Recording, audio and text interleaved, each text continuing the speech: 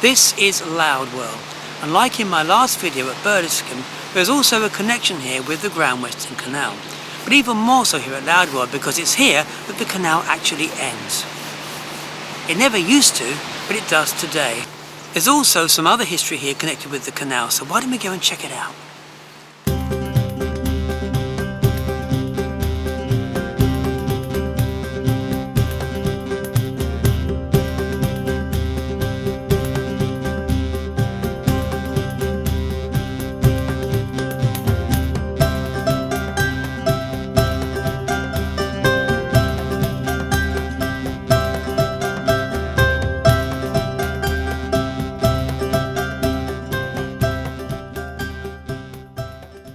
Yes, it's pointy pencil time again. Well, this is Birdiscombe, where we were before, and this is the Grand Western Canal. You can see it goes up here. There's Lowdwell, up here, and you can see it literally just stops here. Look, it just stops. And that's where we are, just about here. Well, this is a map view of the end of the Grand Western Canal. Let's go and see the real thing. The end of the Grand Western Canal. Let's take a closer look, come on. See? Literally just stops here.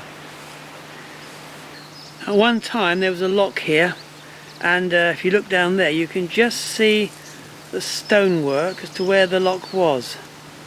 Look at that. Now, because the canal ends here, I can actually stand in what remains of the canal as it carried on, because it's actually just dried up now. It's grass over there, but you can still see there was a canal here. So let's go and get a boat's view of the lock. If I crouch down here in this sloppy mud, there, now you have a boat's view of the lock. Isn't that just great? If I turn around, we're standing in the canal itself. Look at that. Actually in the canal. But what did the lock originally look like? Well, here's an artist's impression of what the lock may have looked like. You can clearly see the lock on the left hand side. And those barges down there, they're actually tub boats. And they're the sort of boats that would have been on this canal. And here is a picture of an actual tub boat. You can see basically why they're called tubs, because they look like large baths really, riveted together. And they were just huge carrying vessels, horse-drawn of course. The tub boats were designed so that 4 would fit into the Bridgewater and Taunton Canal locks at the same time and could carry 8 tons each. The company ruled that a maximum of 4 boats should be towed in the line at any time, and the size of this lock at Lowdwell was determined by the size of the Bridgewater and Taunton Canal locks. Now let's be in a little boat and go chug chug chug chug chug chug chug chug chug chug chug chug chug. Actually it was pulled by horses. Get it right. There you go. Round to the bend. But the ground actually rose here. Let's go back a bit. So how did they get the boats up to the higher level? Well, they used what's known as an inclined plane. I'm walking towards the inclined plane. I can't get very close to it because it's overgrown now, but we can have a bit of a look. Let's see how close we can get to this inclined plane. There was an aqueduct apparently down here as well. Oh, that's gone, but you can still see where it was. I'm going to show you that in a minute as well. Now, can you see where the bank rises up there? That's the start of the inclined plane. The bank I'm actually referring to is the one straight ahead, not the one to the right hand side.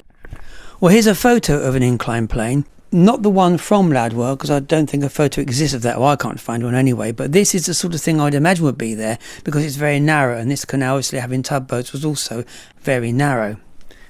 As you can see, there's a shallow slope up either side of the ramp. You can see 2 cables either side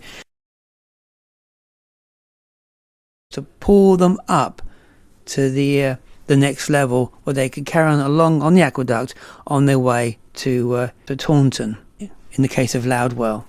So that may have been the type of inclined plane that was in place at Lowdwell.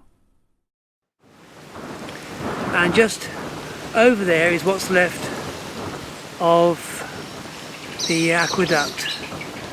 So we'll check that out in a minute as well.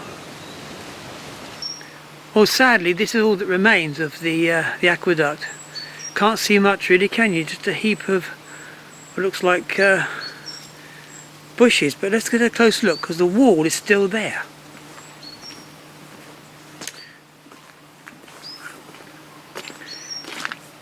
And there we are. There's the wall. There, going all the way up. There.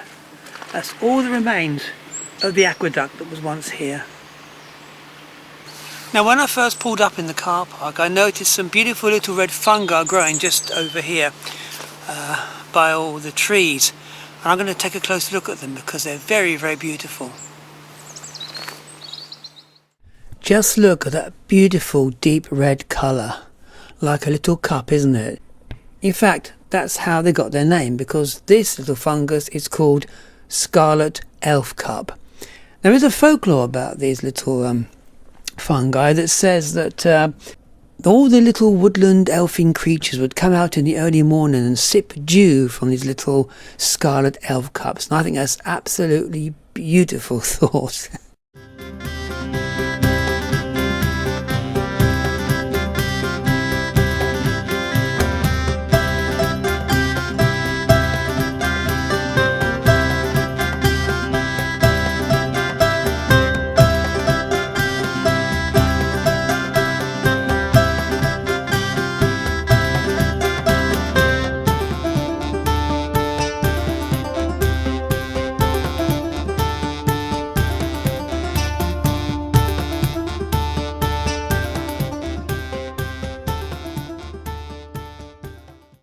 And here is a beautiful springtime plant, the daffodil. Look at that lovely yellow trumpet singing out that at last it's spring.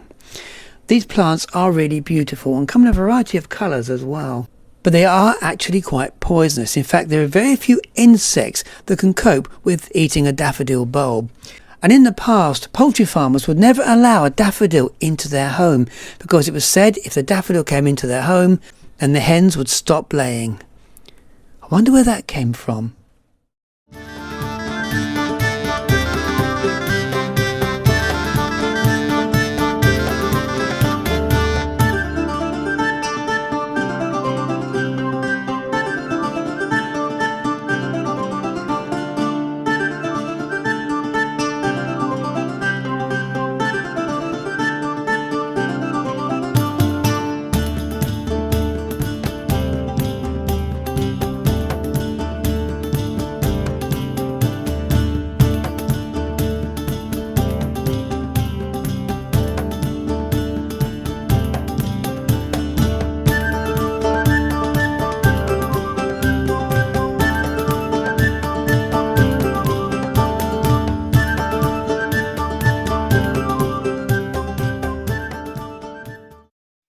In my next video, I'm going to be travelling just up the road to a place called Wesley, part of the Grand Western Canal. This part of the canal actually is very interesting because it was nearly completely destroyed. I'm also going to be checking out some local industry that was often connected with the canal as well.